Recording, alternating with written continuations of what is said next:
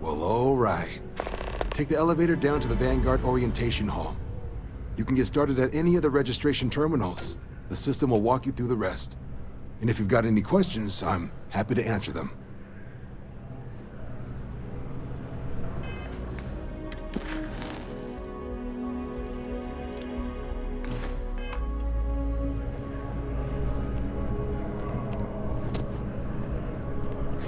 Yes? You needed something?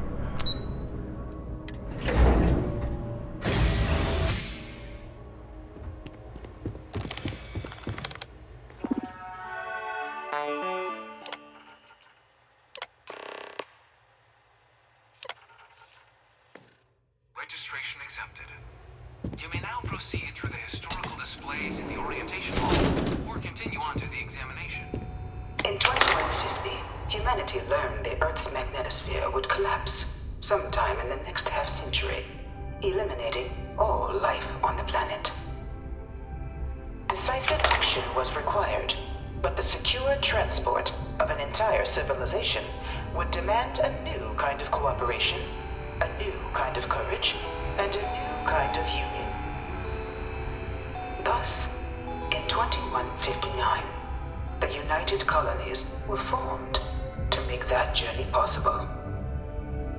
Just 1 year later, the Galileo, the first of many colony ships, touched down here on Jemison, beginning a new era of human history, the age of the United Colonies.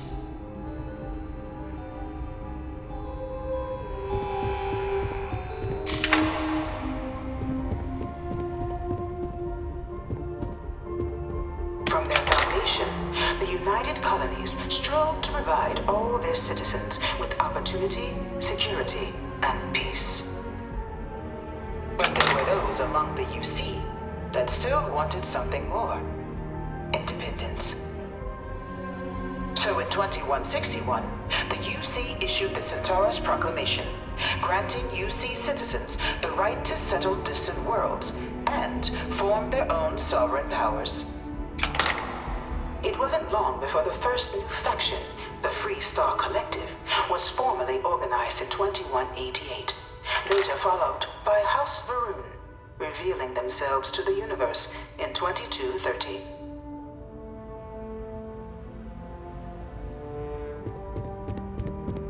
It was only in 2230 that the faction known as House Varun first made contact with the rest of the settled systems.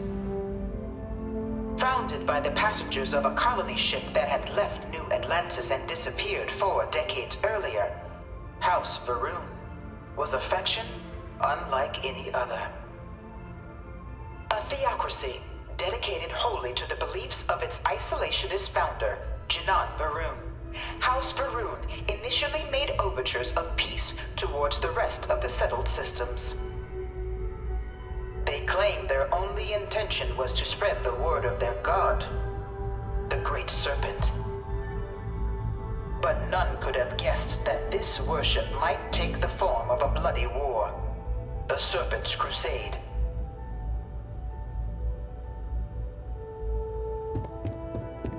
The Freestar Collective was initially founded in 2188, when the citizens of Aquila banded together with the pleasure city of Neon in mutual defense. But in 2194, after the deployment of a UC medical star station in orbit around their world, the citizens of Narion also requested to join the collective.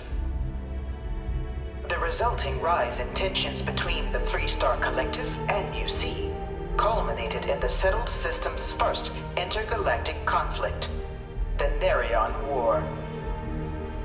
Despite a decisive victory by the UC, the colonies permitted the citizens of Narion to join the collective, forming the basis for the fiercely independent union that persists to this day.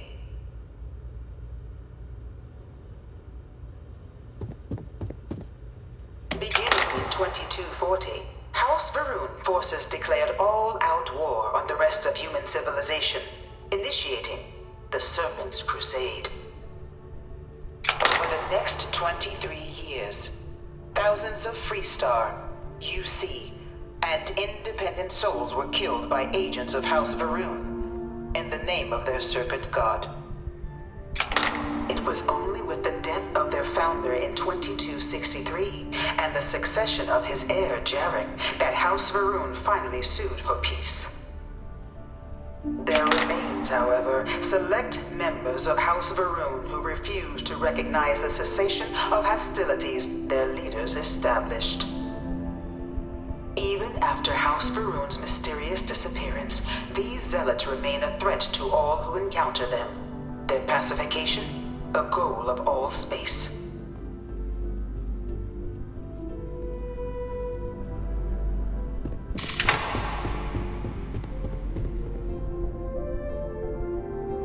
Of the many conflicts between the galaxy's factions, none was more brutal than the recent colony war between the UC and the Freestar Collective. Set off by the unauthorized Freestar colonization of Vesta's Pride in 2308, a direct violation of the Nerion Treaty, the colony war spread quickly across the galaxy. Both sides deployed every tool at their disposal. Armadas of warships, mechanized combat platforms, or mechs, even bioengineered alien creatures, the infamous UC xeno-weapons. It was only in 2311 at the Battle of Cheyenne that the scales finally tipped, the Freestar Collective, utilizing their civilian fleet as a human shield, successfully crippled the superior United Colonies Navy. After their shocking victory against the galaxy's greatest navy, the Freestar Collective offered terms of peace, which the colonies, out of an interest in staving off any further human costs, accepted. The galaxy has been rebuilding ever since. Few settled worlds were left untouched by the colony war. But nowhere could the viciousness of modern warfare be seen more clearly than on the Freestar planet of Nera. Initially occupied by invading United Colonies forces as a forward operating position, repeated attempts to take and retake the planet by collective forces led only to devastation. Swaths of the world were transformed into scorched husks, a nightmarish testament to the depths of human ingenuity and human cruelty. And today, Nera remains a continuing reminder to the horrors of unfettered war.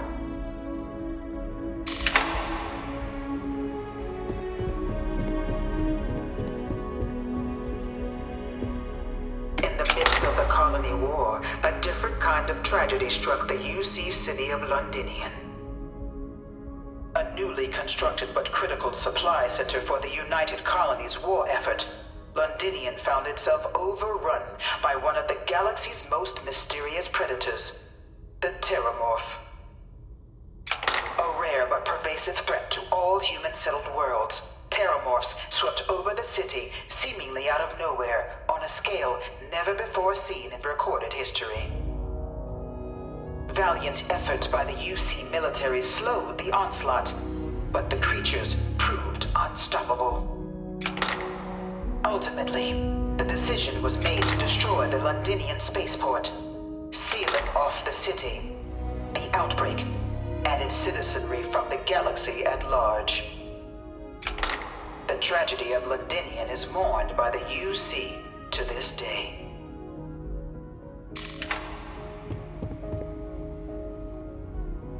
One of my slates said Terramorphs can control people's minds. But that can't be true. After the devastation wrought by the colony war, the UC and the Freestar Collective came together to ratify a treaty that became known as the Armistice.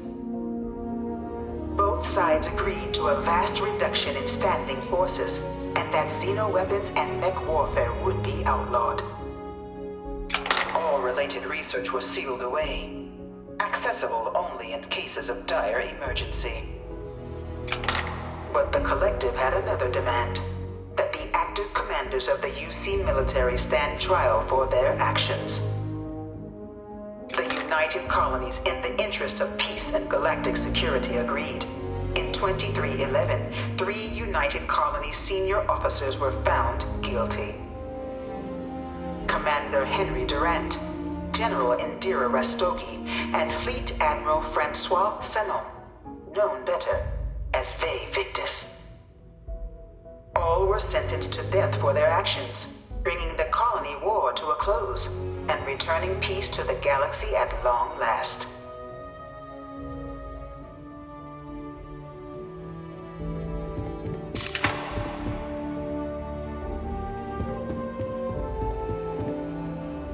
You know, I went to Chef's. It was into this new world that the Vanguard was born. An official branch of the UC Navy, the Vanguard is the United Colonies Volunteer Fleet, serving a myriad of security, logistical, and reconnaissance roles. And after a sufficient length of service, UC citizenship is guaranteed to every Vanguard member. Open to all captains, regardless of origin, the Vanguard is leading the charge to protect and support the citizens of the United Colonies, wherever in the galaxy they may be.